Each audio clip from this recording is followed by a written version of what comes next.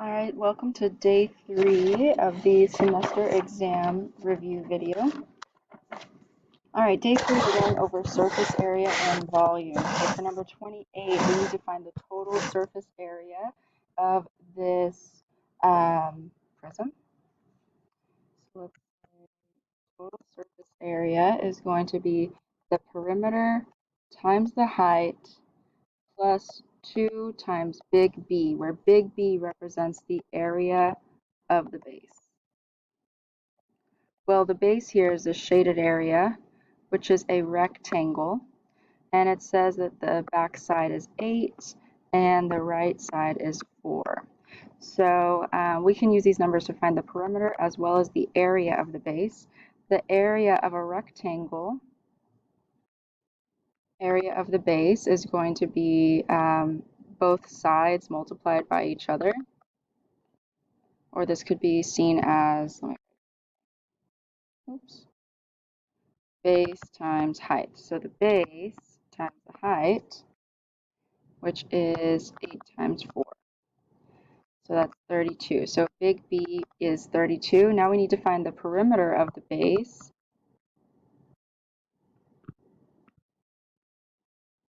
And how do we find the perimeter? Well, we add all of the sides together. So 2 times 4 plus 2 times 8.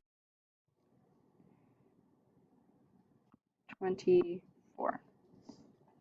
All right, so now that we have our big B, the big B and the perimeter, what is the height of our figure?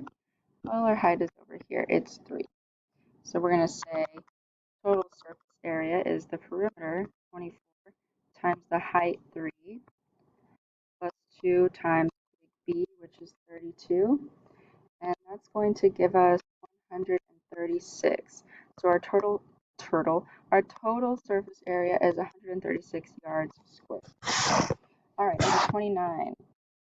Find the total surface area of the sphere. It tells us that the radius is 8.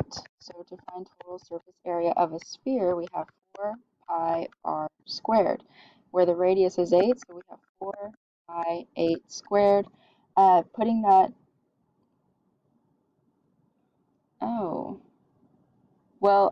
actually, I'm realizing that on my copy of the review, it says that the whole thing is 8. So that's something wrong with my picture on the video. So please ignore my wrong video picture. That means the radius is actually 4. So to correct that, we have 4 pi 4 squared. And when you put this whole thing in the calculator, you get 201.06. So our total surface area is 201.06 centimeters squared. All right, number 30. Find the total surface area of the figure. Okay, again, the figure's kind of messed up looking. Here's our cone, and this is where 4 is the height, 3 is the radius, and the 5 is our slanted height, which we say is L. So total surface area of a cone, the formula is pi r L, the slant height, plus pi r squared. We can say L equals slant height. Oh.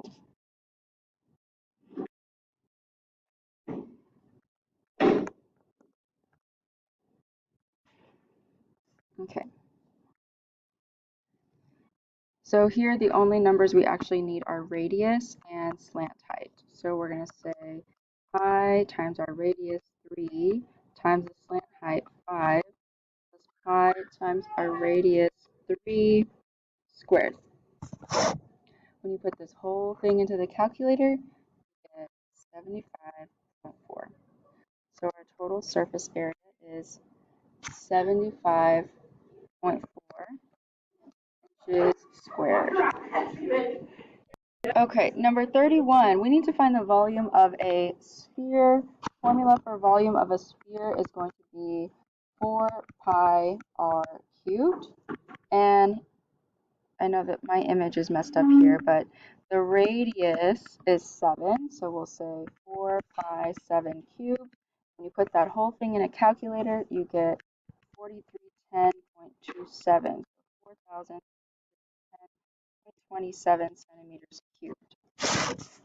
All right, moving on. 32. Find the volume of the following figure. This figure is a pyramid and the base is a rectangle, so it's a rectangular pyramid. And the volume of a rectangular pyramid, the formula is big B times H divided by 3. Again, where big B is the area of the base. And in this figure, the base is a rectangle. So how do we find area of a rectangle? Well, it's going to be base times height.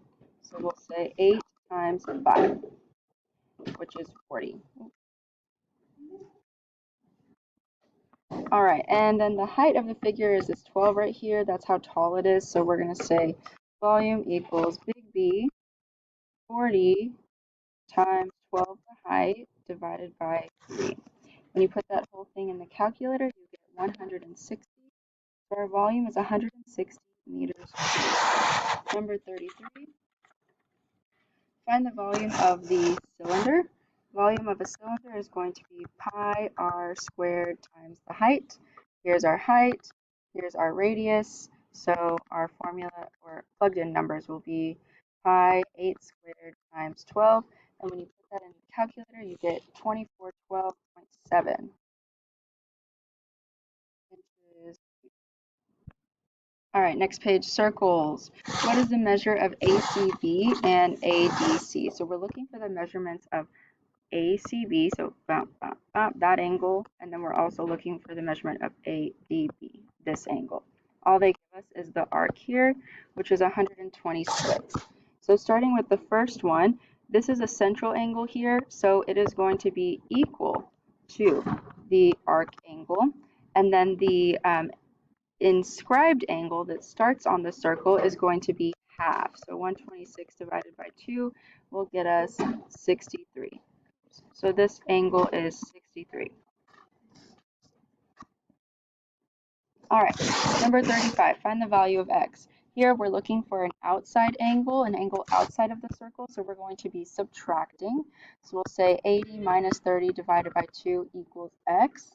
80 minus 30 is 50, divided by 2 is 25. So we can say x equals 25. And just in case you need to write this again. There we go. Okay, now for the bottom, that is a degree. For number 36, we're looking for angles inside the circle. See, on this first one, we have two lines that create an angle on the outside. Here we have two lines that create an angle on the inside. So the only difference here is that on the outside, we subtract, on the inside, we add. So same formula, we're going to say this plus this divided by 2. 90 plus 70 divided by 2 is x. That means x is 80 degrees. Number 37, find the arc length and sector area of the shaded region. Well, again, make sure you're looking at the shaded region. What is the degree measurement of the shaded region? Well, we'll say 360 minus 90, which is going to give us 270. So 270 will be our theta here. When we're looking for the measurement of the formula for the arc length, our arc length is going to be 2 pi r times theta over 360, and the area is going to be pi r squared times theta over 360. All right, and when we use those formulas, we're going to use 10 as our radius and 270 as our theta. When we plug in those formulas, we're going to get 15 pi and 75 pi. All right, moving on to number 38. Find the arc length and sector area of the shaded region. So here's our shaded area, 150, so that's our theta. Our radius is 2. Plugging those into that formula, we have 2 pi 2 times 150, 150 over 360.